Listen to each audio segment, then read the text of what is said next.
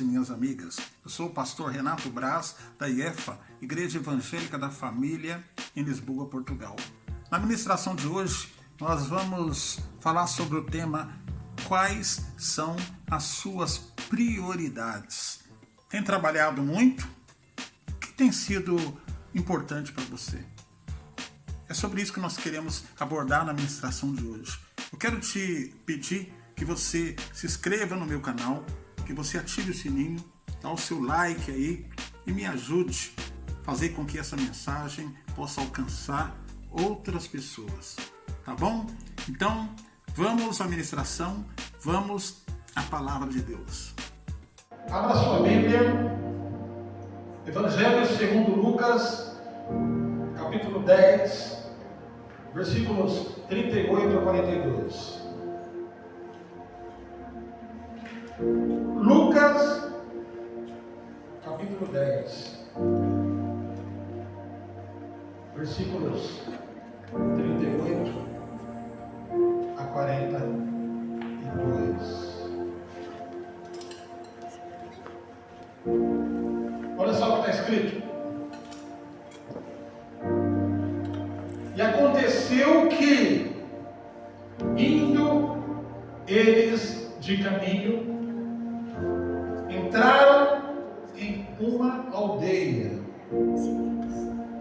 E certa mulher, por nome Marta, o recebeu em sua casa. Era Jesus. E tinha ela uma irmã chamada Maria, a qual, assentando-se também aos pés de Jesus, ouvia a sua palavra. Marta, porém, andava distraída em muitos serviços. E aproximando-se, disse: Senhor, não te importas que a minha irmã me deixe servir só? Diz-lhe para que me ajude. Versículo 40 e 42. Respondendo Jesus, disse-lhe: Oh Marta, Marta, estás ansiosa e afadigada com muitas coisas, mas uma só é necessária. A Maria, sua irmã, apenas escolheu a boa parte, a qual não lhe será tirada. Até aqui, oramos. Pai, a tua palavra está aberta mais uma vez, Senhor, e no nosso coração também. O Espírito Santo, mais uma vez, invocamos a tua presença. Toque em nós, oh Jesus, me ajude. O Senhor não sabe como eu cheguei aqui. Senhor, eu estou abalado, o coração ansioso, dependente, Senhor, da quantidade de pessoas que estão nesse auditório. Estou tremendo aqui, a temor. Preciso de Ti. Toca em mim, Espírito Santo. Toca nos meus lábios. Toca na minha mente. Me ajude. O Senhor não sabe como é difícil estar aqui. Porque aonde a tua presença está, existe temor. Eu estou cheio de temor, Senhor. Por isso eu te peço, toca nesse homem, toca nesse vaso, me ajude, eu ir até o fim com essa mensagem. Senhor, que eu, humanamente, com as minhas palavras, não atrapalhe aquilo que eu quero falar hoje. Em nome de Jesus. Em nome de Jesus. Em nome de Jesus.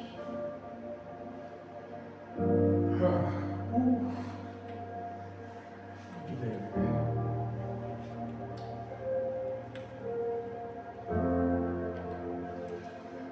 que muitos de vocês conhecem esse texto. Mas eu quero que você preste muita atenção na mensagem de hoje. Porque a tendência é você levar esse texto para um conflito de duas irmãs que estão se desentendendo acerca do serviço da casa. Pelo amor de Deus, não é sobre isso que eu quero falar. Não. Eu quero falar sobre prioridades, sobre o que é mais importante para mim e para você.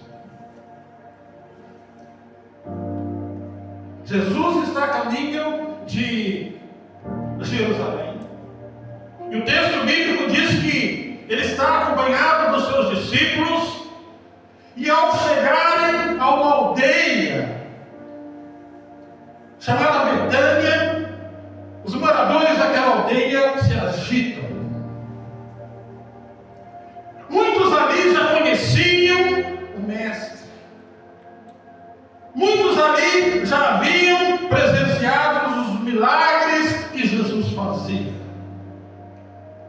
Muitos ali haviam presenciado testemunhos de cura e transformação realizados por Jesus. Jesus era um visitante querido, aguardado na aldeia de Betânia. Mas era na casa de Lázaro que Jesus costumava hospedar-se. Era ali que ele costumava ficar.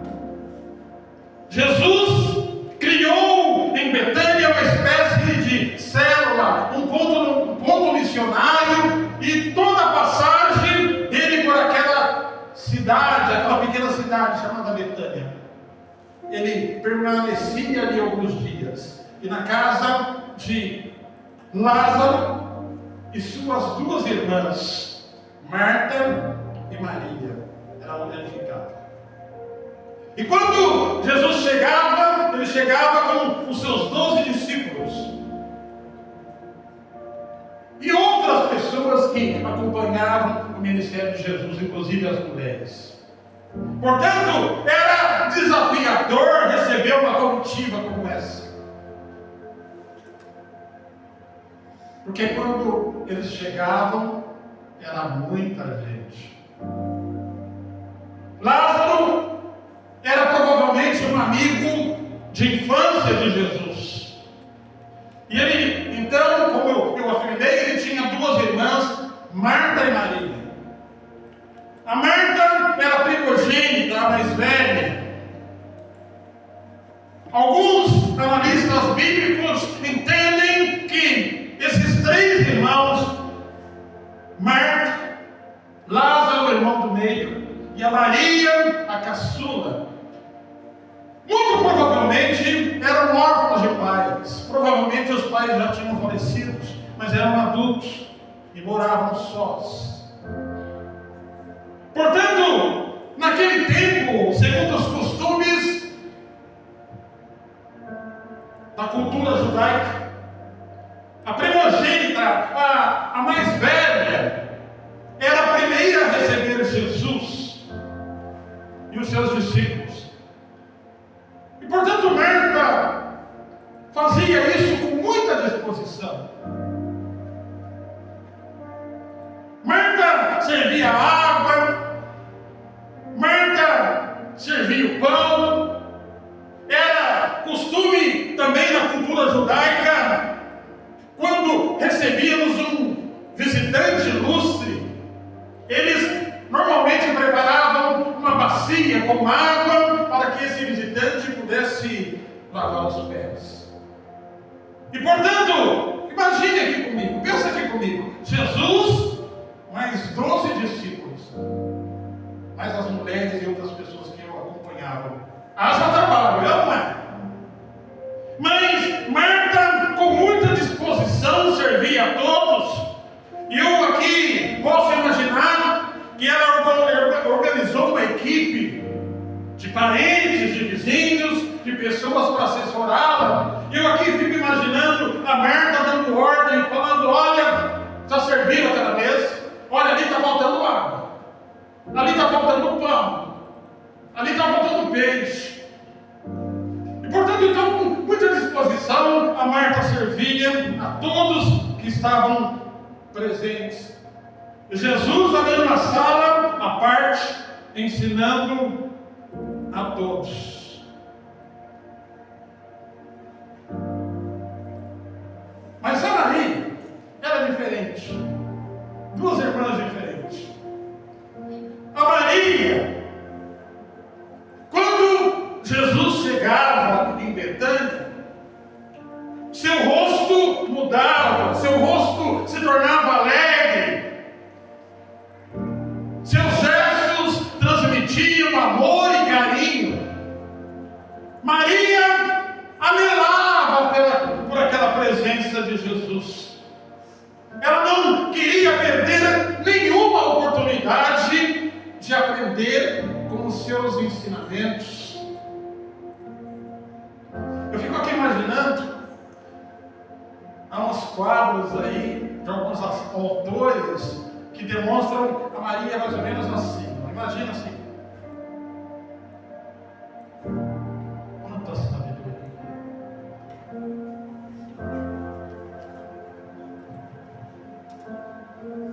Quanta devoção. Quanto amor. Que felicidade era para Maria estar com Jesus.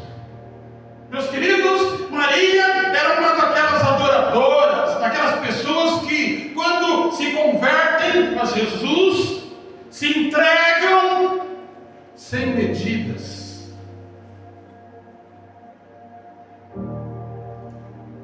Já viu gente assim? Gente que, quando recebeu a Cristo como seu único e suficiente Salvador, se entrega sem medida. Nada mais tem importância. Jesus é o centro de tudo. Posso fazer aqui uma primeira observação? Ao sair daqui hoje, pergunte a Deus: Senhor, será que o meu coração já se converteu a Ti a tal ponto que o Senhor é a coisa mais importante na minha vida?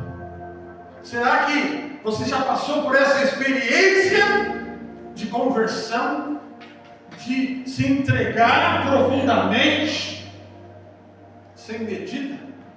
Sabe, meus queridos, porque muitas vezes a gente se entrega num relacionamento sem medida.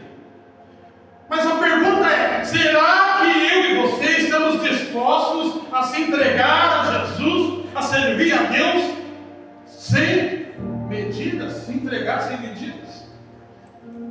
E era assim que Maria se comportava diante de Jesus. Quanto amor, quanta devoção, era uma adoradora. Mas deixa eu dizer uma coisa. A ciência aponta que existe alguns tipos de temperamento que fazem uma pessoa ser diferente da outra. Você precisa entender isso. Aprovado. A ciência diz que existe 4 tipos de temperamento. Algumas pessoas têm um temperamento sanguíneo. São otimistas, são pessoas comunicativas, pessoas entusiastas. Tem pessoas que têm um temperamento fleumático. Esse tipo de pessoas são pacíficas, têm um espírito dócil, são sonhadoras. E tem alguns tipos de pessoas que têm um temperamento melancólico. São tímidas, normalmente muito artísticas, e gostam de serem solitárias. Não esse solitário para o mal, mas Pessoas que gostam da solitude. Há uma diferença entre solitário e solitude. O solitário é alguém que está passando por um processo complicado de afastamento, de depressão. Solitude não. É um ser solitário por opção, sem problema. E o terceiro tipo de temperamento que a ciência reconhece são as pessoas que têm um temperamento colérico. Pessoas normalmente que têm esse tipo de comportamento são ambiciosas, dominadoras e que possuem um espírito de liderança. Deixa eu te dizer uma coisa. Duas irmãs, filhas dos mesmos pais, vivendo na mesma casa, mas com temperamentos diferentes. Essa que é a realidade de Marta e Maria. Se formos então analisar pela ciência, a Marta tinha um temperamento colérico. Como eu já disse, pessoas que têm um temperamento colérico são ambiciosas, dominadoras e que têm um espírito de liderança. E era isso que a Marta tinha. Ela liderava o serviço da casa. Ela liderava a equipe que foi constituída para atender Jesus e seus discípulos. Aí explica o seu perfil. Mas a Maria, se fôssemos analisar pela ciência, ela era fleumática, tinha um temperamento fleumático. Pessoas com esse temperamento são pessoas pacíficas, dóceis, sonhadoras, calmas, tranquilas, um pouquinho mais lentas. Estão percebendo? A gente precisa, sem brincadeira, a gente que lida com pessoas, principalmente em igreja, empresas, a gente precisa prestar atenção no perfil e no temperamento das pessoas. Posso dizer uma coisa? Isso vai ajudar muito você entender esse processo. Às vezes até dentro da tua casa, com os seus filhos, você que tem filhos adultos, adolescentes, jovens, você vai perceber que cada um tem um perfil diferente do outro. Isso vai te ajudar bastante. Mas pronto, momento cultural. Vamos continuar no texto bíblico. O fato é que, com esse espírito de liderança, a Marta começou a entrar e sair da sala, fadigada, nervosa, irritada, cumprindo o seu dever, fazendo o seu serviço, não deixando faltar nada, mas a certa altura ela começa a ficar muito irritada com a sua irmã Maria. Por que ela deveria fazer tudo sozinha? Folgada essa minha irmã, hein? Você tem uma irmã assim lá em casa? Tem gente fazendo assim, ó. Será que a sua irmã não precisava será que a sua irmã não via que ela precisava de ajuda? A Marta está ficando, olha, estou ficando irritada.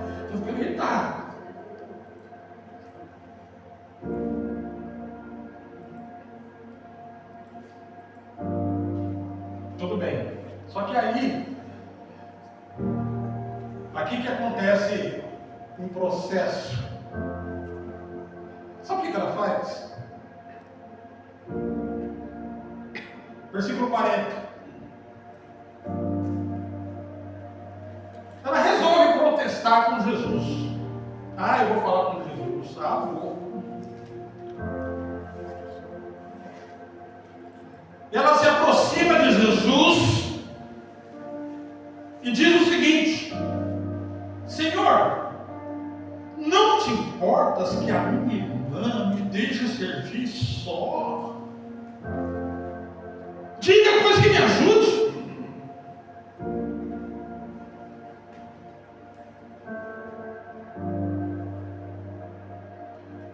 Deixa eu te dizer uma coisa.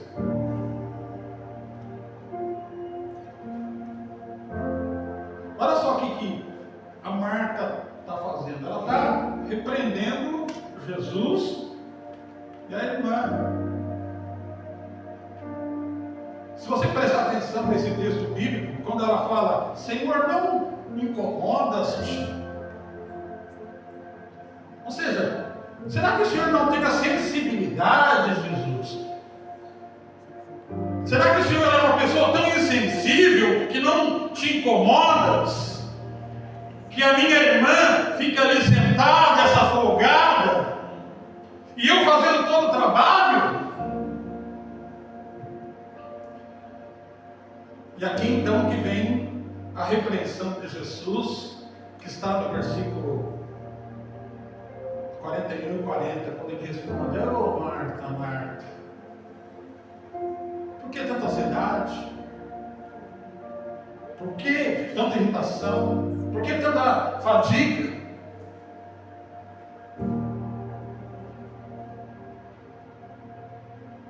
Por que tanta ansiedade? Só uma coisa necessária, Marta. E a Maria escolheu uma boa parte, a qual não lhe será tirada. Deixa eu te dizer uma coisa.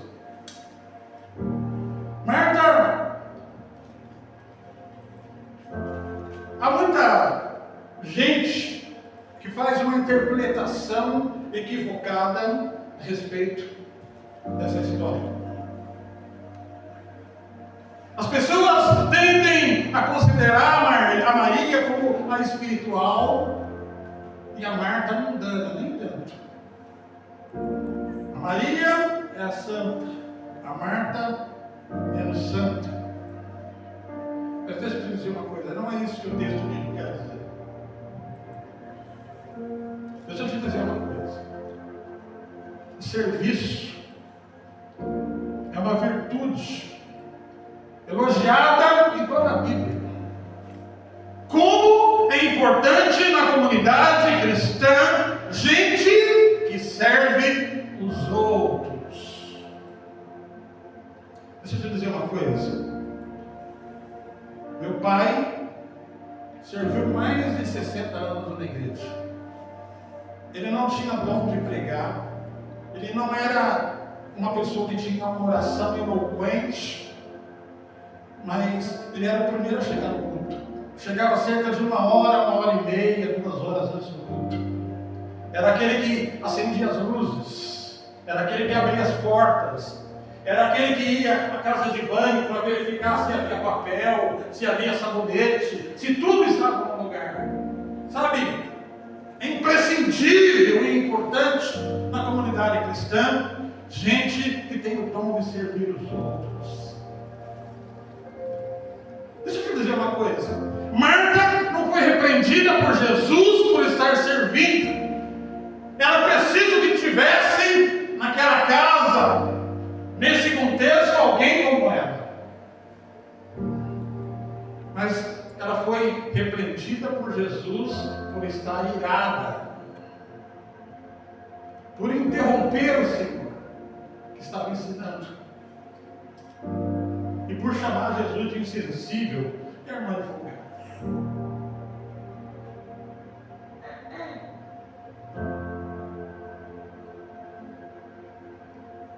Muito bem.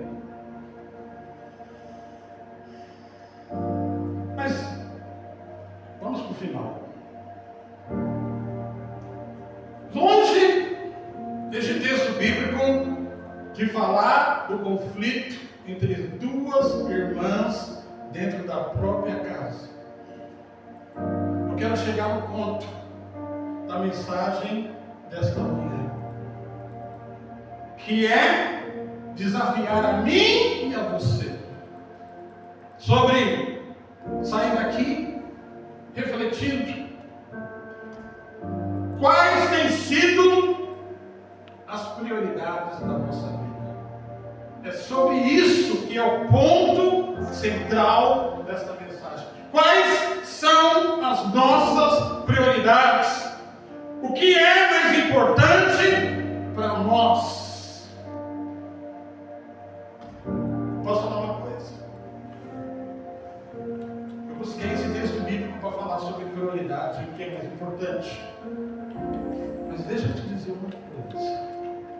Essa história aqui é água com açúcar diante de uma outra história bíblica que fala sobre prioridades e sobre o que é mais importante. Você pode estudar na sua casa, que é uma história mais longa, cheia de lances, que fala sobre prioridade e o que é mais importante. A Bíblia fala que em Israel havia dois reis. Rei Saul e rei Davi. Saul reinou primeiro. E as escrituras dizem que um certo dia ele reinava Israel e estava encurralado, cercado pelos inimigos filisteus. E ele então resolve consultar uma mãe de espíritos imundos, para não falar o que é.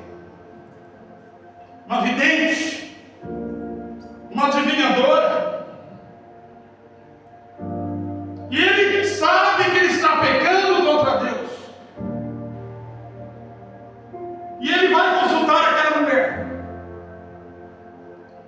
tentando perguntar para ela: mulher, qual é o meu destino? Qual é o meu futuro? E quando ele faz isso, meus queridos amigos e irmãos, ele está pecando contra Deus e ele está dando um recado, dizendo: Deus, eu estou abrindo mão da tua presença, porque eu não estou disposto a abrir mão do meu reino, do meu reinado, do meu trono. Pouco me importa o que o Senhor vai pensar, mas eu vou consultar a Deus.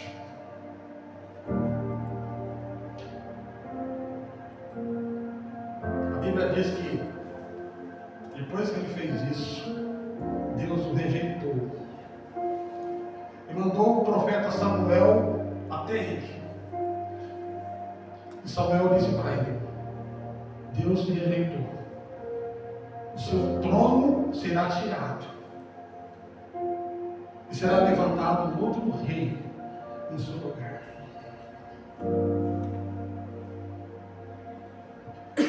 A história de Saul, você pode pesquisar depois na sua casa. É um dos primeiros casos de pessoa endemoniada na Bíblia. A Bíblia diz que um espírito imundo descia sobre ele, aterrorizava a vida dele, ele ficava maluco. Ele então precisava chamar Davi para tocar harpa, para acalmar, para aquele espírito sair momentaneamente. É o primeiro caso específico de pessoa possessa no Velho Testamento. Davi é ungido por Samuel, rei de Israel, para ser um novo rei. A Bíblia diz que passa entre 16 a 18 anos para Davi assumir o trono. Ele se torna rei de Israel.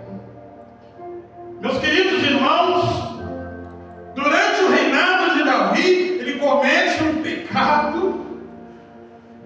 Olha, segundo a história, o pecadinho aqui de Saul foi fichinha, perto do de Davi. Não vou entrar na questão.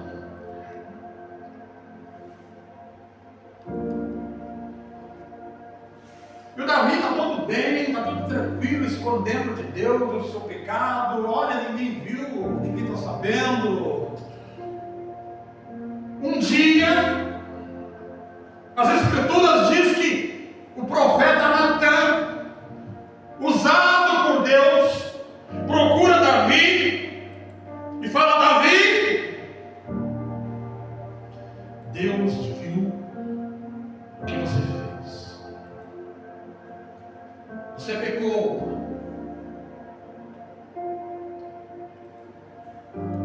E por causa, Davi, do seu pecado, Deus manda te dizer que você perderá o trono. Seu filho caçula vai morrer. E a paz, Davi, será arrancada da sua casa. Tudo isso aconteceu.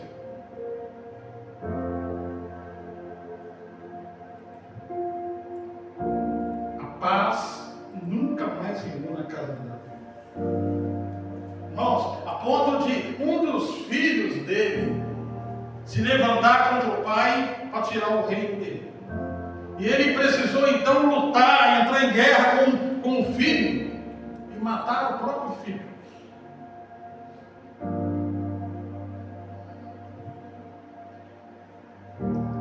Mas interessante numa coisa,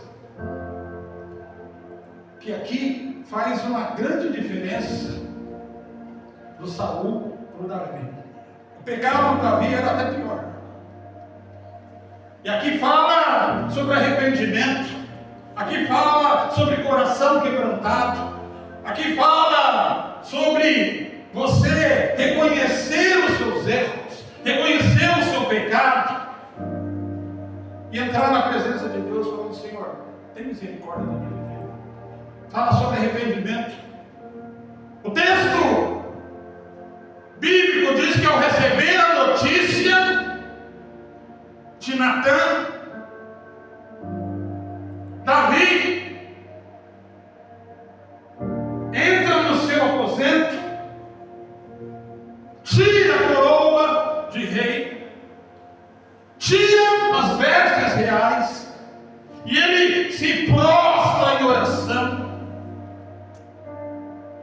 E tudo isso está relatado nos Salmos 51. E ele, entre outras palavras, fala o seguinte: Deus, ele fala em oração, eu sei que pequei, eu sei que o meu pecado está diante de ti,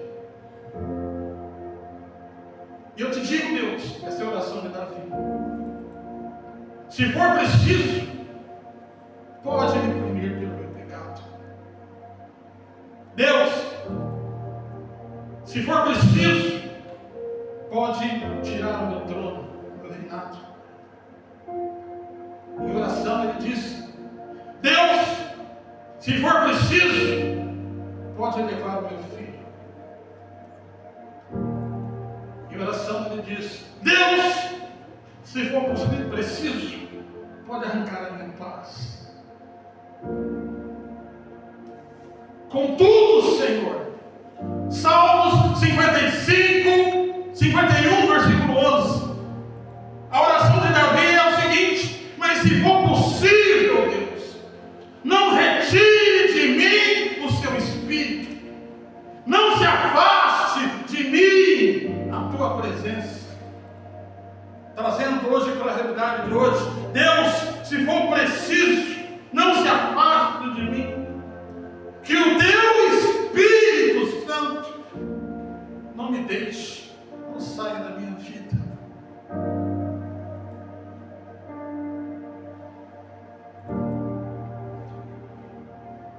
É verdade que a paz, até a sua morte, Davi não teve. Houve guerra dentro da sua casa. O filho dele, de fato, morreu. Algumas coisas Deus não revogou, mas o trono, o reinado e a presença de Deus na vida dele permaneceu, e Deus não se afastou dele. Sabe qual é a maior diferença entre Saul e Davi, meus queridos irmãos? E aqui eu volto na mensagem, no tema desta manhã.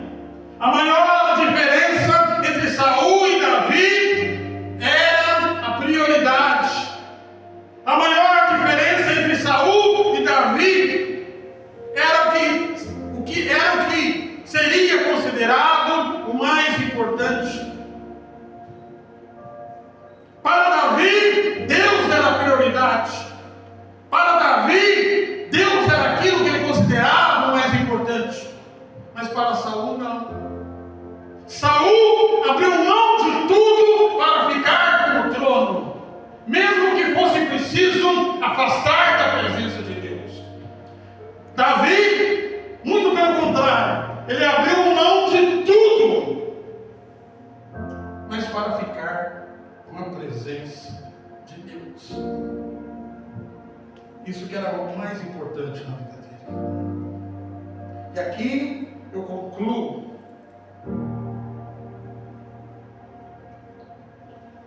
Feche seus olhos. Final, meu querido e minha querida, a palavra do Senhor hoje nos desafia. Quais são as suas prioridades? Feche seus olhos. Quais são as suas prioridades? O que é que tem sido mais importante para você? Diga! O que tem feito você perder Deus de vista? O que tem feito você perder Deus de vista? A carreira profissional? Seus relacionamentos? Qual tem sido a sua preocupação, a sua prioridade, que de tão importante para você, você é capaz de deixar Deus num segundo plano?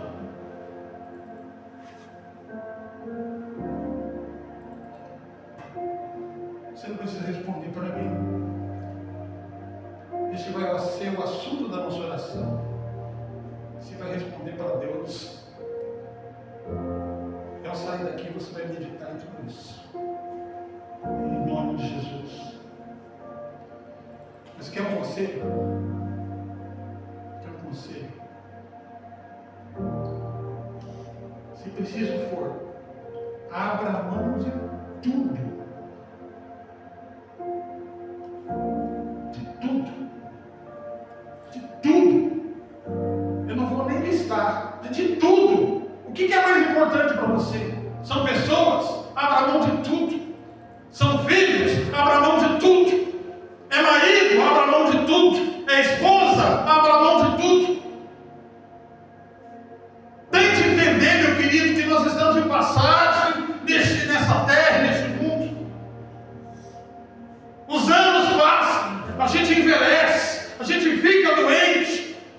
Qual tem sido a sua prioridade que você tem colocado Deus em segundo plano?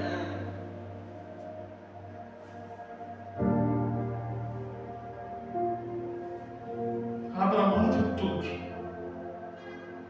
mas não abra mão da presença de Deus. Oh Jesus, oh Jesus, vamos ficar de pé.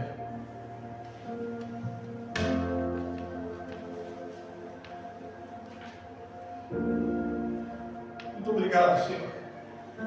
Muito obrigado, Jesus. Muito obrigado. Muito obrigado. Ore, querido.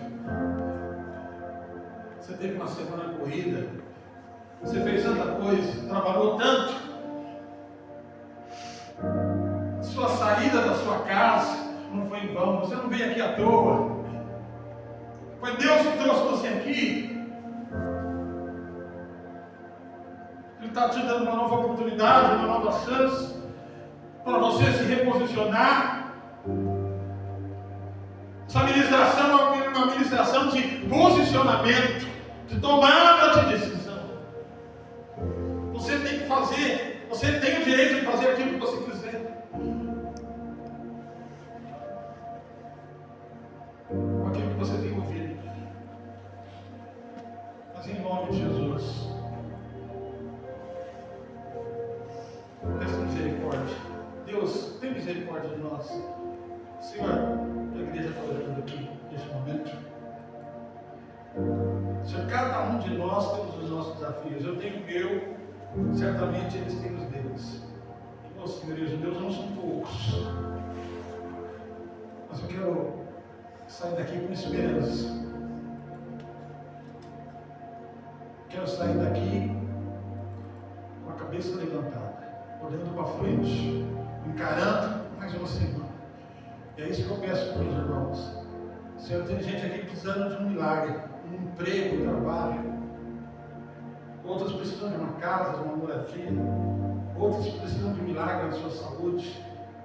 Aqueles que são profissionais liberais, às vezes precisam de um milagre nas suas finanças. Traga clientes. Abençoa o teu povo. Senhor, que não haja nenhuma acusação aqui. Quem acusa é Satanás. Mas o Senhor é um Pai bondoso, misericordioso, que estende a mão para os seus filhos e fala: filho e filha, eu estou aqui esperando por você. Eu estou aqui te esperando para te colocar as vestes novamente, para calçar sandálias nos teus pés, para te colocar o anel da justiça, para te receber de volta. É assim que o Pai é. Ele não é acusador, ele não aponta o dedo, ele não olha o teu passado, mas ele te abraça e te traz de volta. Que isso possa acontecer entre nós, nesta casa, neste lugar, em nome de Jesus.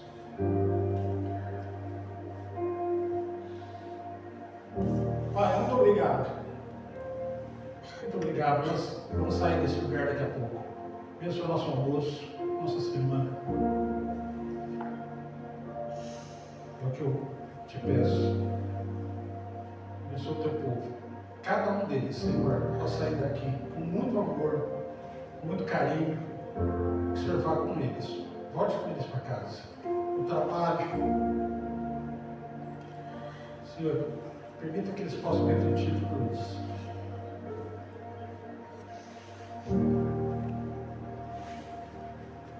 Fique mais um tempinho aqui, em silêncio. Mas se você tem disposição e quer ajudar essa casa, trazer sua oferta, sua contribuição, seu dízimo, quer fazer isso, você pode trazer aqui à frente. Olá, que bom que você chegou até o final dessa mensagem. Eu tenho certeza absoluta que você foi abençoada, que você foi abençoado. Eu quero só te pedir um favor. Se você puder fazer isso por nós, se inscrever no nosso canal e deixar ali o seu like, deixar ali uma mensagem para que essa palavra possa alcançar mais pessoas ainda, para que o algoritmo possa entregar esse vídeo para muitas pessoas serem abençoadas e alcançar de Deus esse milagre nas suas vidas. Que você também possa fazer isso, ajudando-nos a levar esta palavra a todas as pessoas necessitadas. Como ela falou com você,